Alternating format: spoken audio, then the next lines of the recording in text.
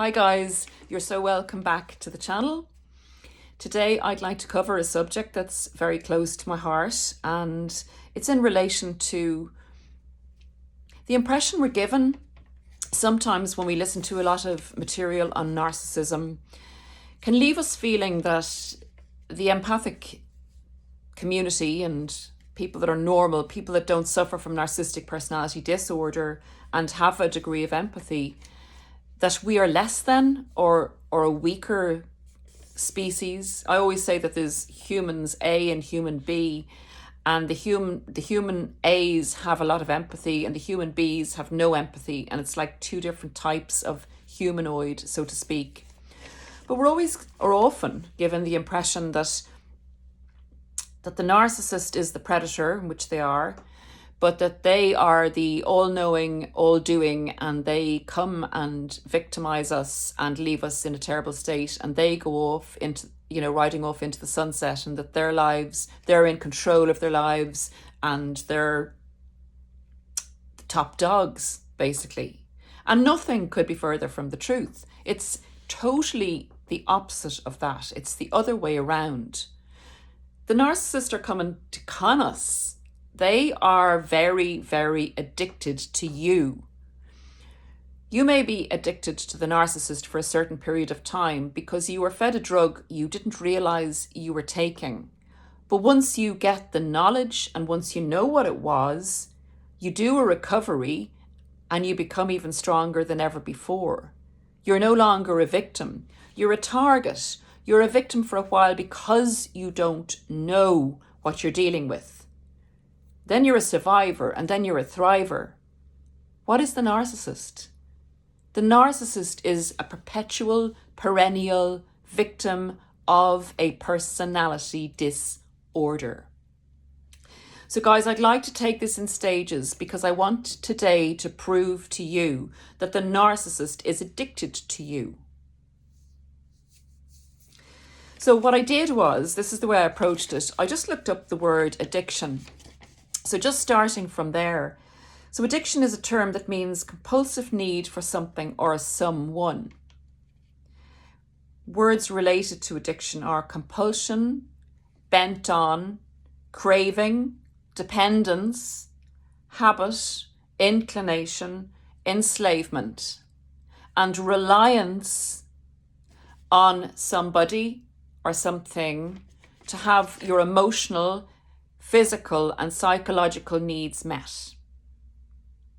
Now, if you were to say, if you had a chat with a narcissist, say post-discard or post-disengagement or whatever you want to call it, and you said, you are addicted to me and you are like not in control of your life, what they would say to you in no uncertain terms is, you're Lula, you're a mad hatter, you're crazy, you're this, you're that, and we're all familiar with what the narcissist will call us. But in their minds, they really, really believe that. They believe that they're in control. They believe that they have the power because they have to believe they're in control and have the power because that is their narcissism. That is their defense mechanism that keeps them alive, that forms their ego, personality, all the functions that they're going through the world coping with getting their needs met. This is the way they've set themselves up. So they're never going to admit that they need anyone or anything. They're never, ever, they can't, if they were to see that, they'd have to look internally and the whole thing would collapse. And they would be back at the childlike stage where they abandoned their true selves. And they'd have to start all over again.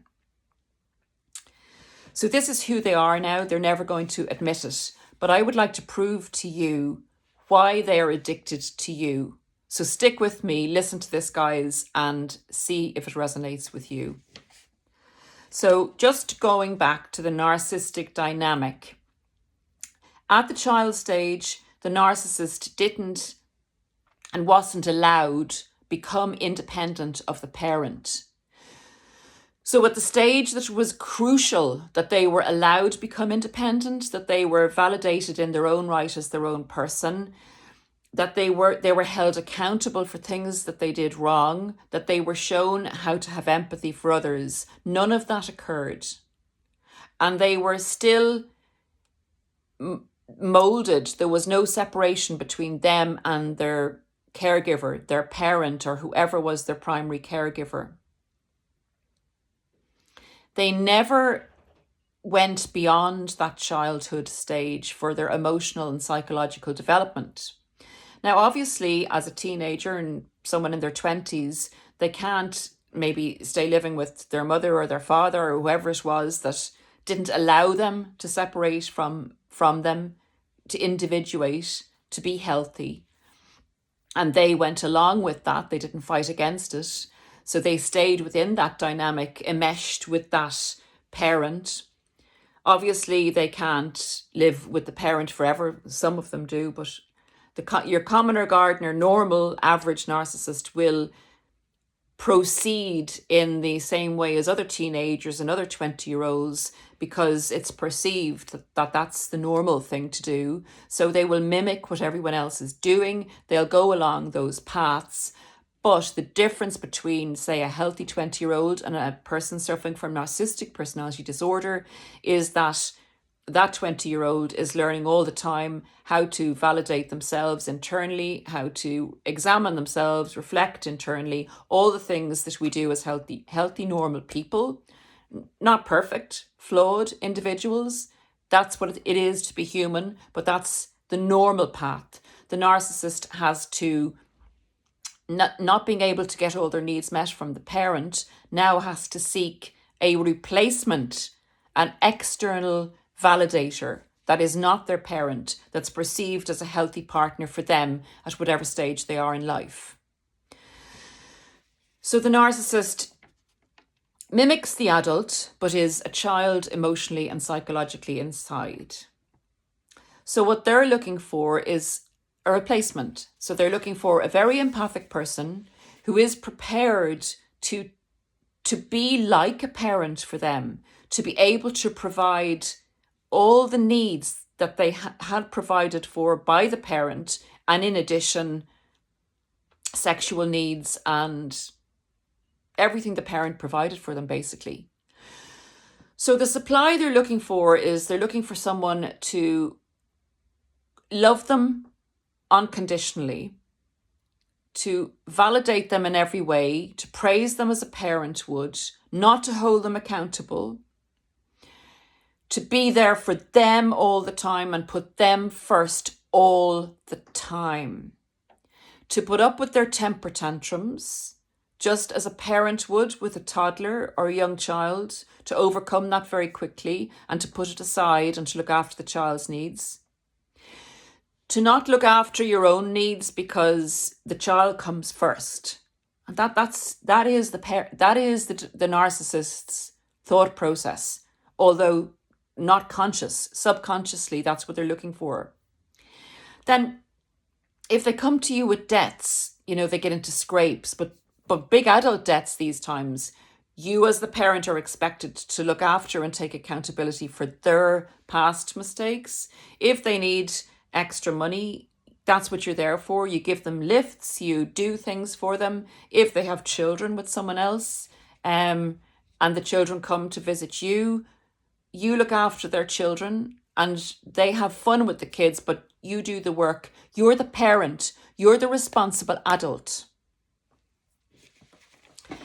Some of the time, they'll even get to the stage in an adult relationship, if they're staying in it, if you're fulfilling all their needs and not putting any adult boundaries in the way, if you're being a good subservient parent who's also a strong one, who can defend them, who will stand by their side and defend them no matter what they do, even if they let you down by cheating. If you continue on that vein, they will want you to stick around because you are becoming a doormat parent. Now, the thing is, guys, if you were a fantastic source of supply to the narcissist, you would have to be able to provide and look after the narcissist's physical, psychological, and emotional needs in that way, in a way that a parent would look after a child, but also in a non-healthy dynamic, as a narcissistic parent would look after a child, in that you wouldn't have any expectations of that child growing or developing or learning. I will guess that when the narcissist came into the relationship with you, that they started off on what looked like an equal basis. They mimicked what looked like a healthy type of dynamic. But I will guess that even though they may have done chores with you and stuff in the beginning, that you were the one left carrying the load of, say, household duties, cooking and cleaning and running after them, giving them lifts, providing money, putting up with their tantrums, defending them if they got into trouble, basically helping them not be accountable for anything. And then I will guess that being very, very empathic and strong, that this need that empathic people do have within them to help others, to see them progress, to help others grow, to identify particularly with vulnerability. Empathic people would see a huge amount of vulnerability in the narcissist. And the narcissist relies and preys on this. If you have done all these things for your narcissistic ex, you are grade A supply. And now I'm going to tell you why the narcissist is addicted to you. The narcissist may, towards the end of your relationship, have withdrawn sexually because the relationship will have become kind of parentified. Eventually, when you're meeting all of their needs, this is if you haven't put up boundaries, or if you didn't cop on, or you weren't copping on at the time, maybe when the narcissist started to cheat and things were going downhill in the devaluation stage. They can even withdraw in that way because they begin to see you so much as their caregiver. You have then totally replaced the parent, and it becomes really odd for them then to look to you for sex and things. It becomes like a bit incestuous subconsciously with them. They can also be using that as a control, but this is just one element of the dynamic that goes on for a narcissist. They then look for an external partner for that, and that often is a cause of them cheating on you.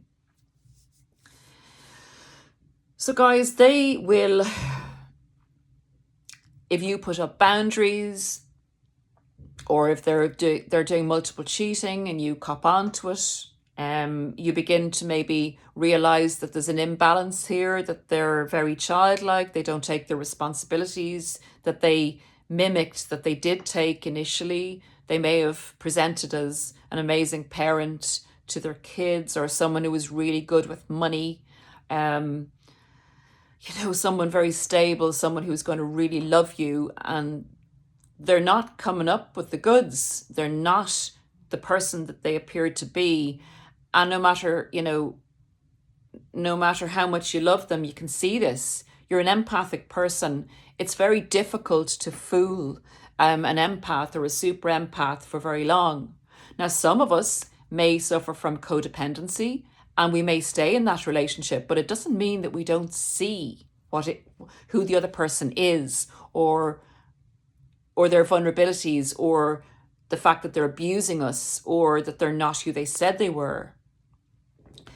So the relationship invariably comes to an end, even if it goes on for years and years and years. I'm telling you, and you tell me down in the comments, I will bet if you stayed in the relationship for years and years and years, you knew who this person was, and you knew that they weren't everything they said they were, and you did one hell of a lot for them.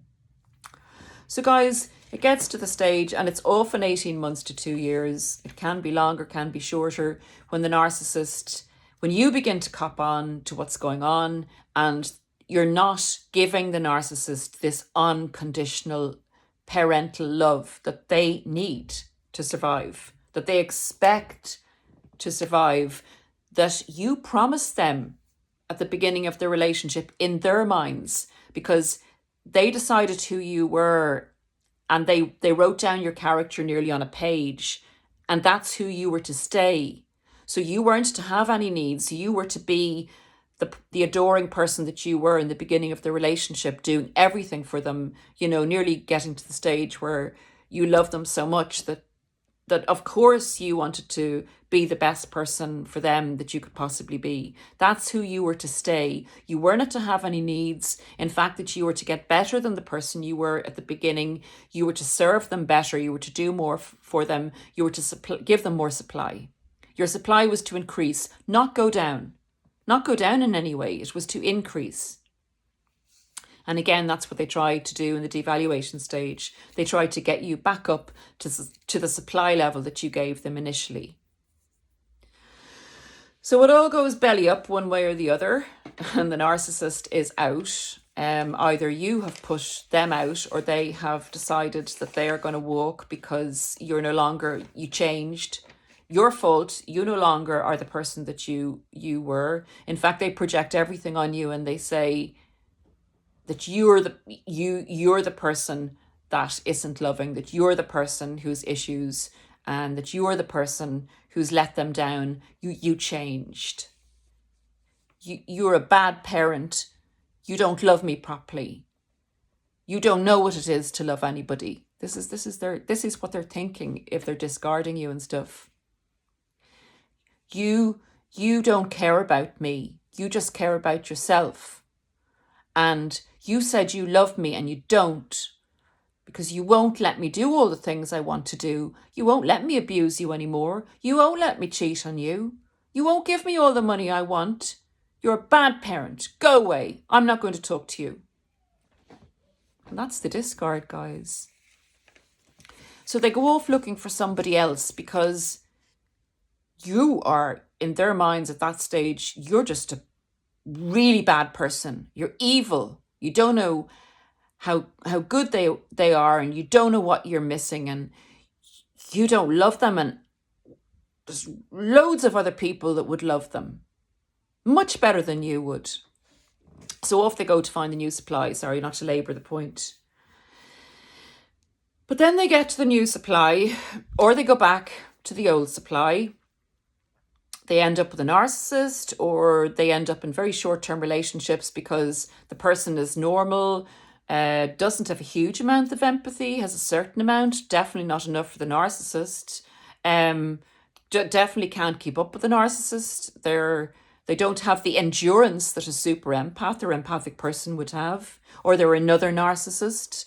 And narcissists cop on to each other very quickly. 2 or 3 months down the road, another narc recognizes another narc, and they know that this person is not going to be able to be squeezed for everything they want, that they're not going to be able to control this person, and this person doesn't care about them. Narcs know, narcissists know. They're very, very quick to know if they're going to be able to get a lot out of you or not. So guys, it's not that easy for the narcissist to head off into the sunset and for everything to be okay. Now, they want you to think that, and that is for sure. They do not want you to think that they need you in any way, shape or form, because it's still all your fault. You let them down. And when the next relationship doesn't work out for them, it's still your fault because you let them down and they had to go to this other person who didn't know how to love them properly. And it's still your fault. So what you're going to have to do as their parent is to come back and say, I'm really sorry, my darling. I love you so much. You come back here. It doesn't matter what you've done. It doesn't matter that you've gone off and hurt me really badly and you've replaced me with somebody else. I'll take you back. they will work some way to do a hoover on you, and you'll have to accept that kind of rubbish coming from them if you are still addicted to the narcissist, still are hopeful of the narcissist, or don't know who the narcissist is, and the narcissist comes back, because they are addicted to what you gave them.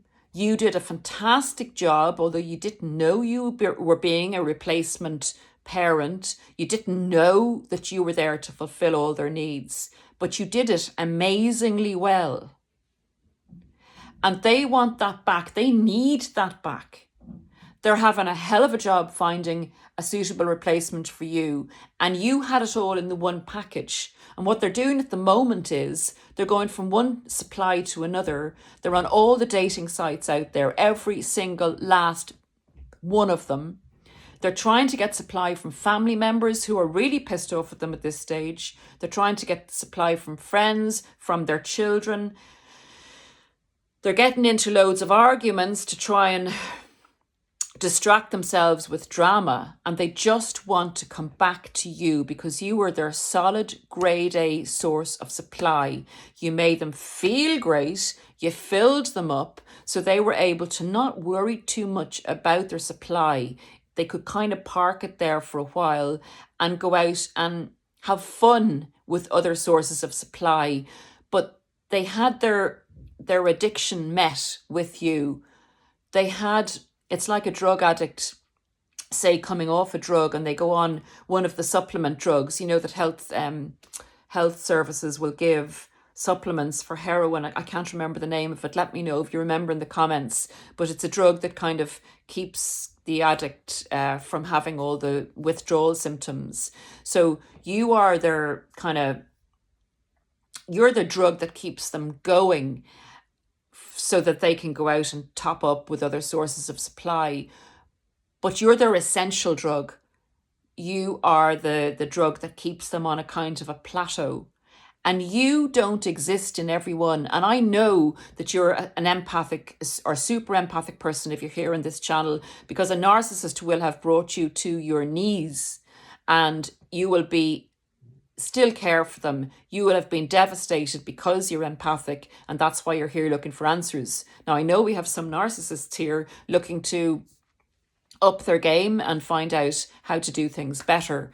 But I will guarantee that if you're here, you've been watching loads of YouTube videos, that you're 90% going to be from the empathic side of life, the empathic community, and you are the drug of choice for the narcissist. So just to get this straight, they're addicted to the way you made them feel. They're addicted to the stability that you provided for them in always being there, like a parental stand-in. And they're addicted also probably to the character traits that you imbued upon them. Them being with you made them look good to the world in general, to their family. And you may have provided residual benefits so that they didn't have to waste their time looking for money or a place to stay or a car or whatever you provided them with.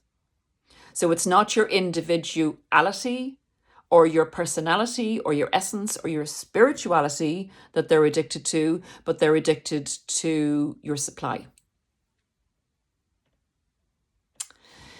Guys, I hope that was of some value, but just don't let anyone on any platform say, make out to you that the narcissist is this all, in control, powerful hero. They're desperately seeking to control and have power over people. They're desperately seeking to get things from people, but it's extremely difficult. It takes up a lot of energy, and they're not going to invest that energy in a person who is grade A supply and then walk away from them and never come back.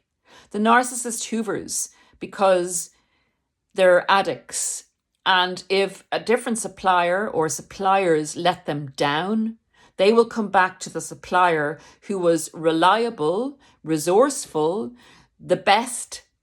had the best supply that they could possibly have, the best heroin or coke or whatever, drug that we normally associate as being a drug. You are their drug. They will come back to you. They will not leave you alone if you were grade A supply, and I'm guessing you were. Guys, take care, and I will see you in the next video. Leave your comments. I'd love to hear what you have to say about this one. And consider subscribing if you haven't done so and you've watched a few videos and they've been of value to you. Let us get, this is a niche. This is niche at the moment. This, the narcissistic awareness community. Let's get it widespread out there on the platform. I better go, guys. This is a long video. Take great care. Bye, guys. I'm going to see you soon again. Bye.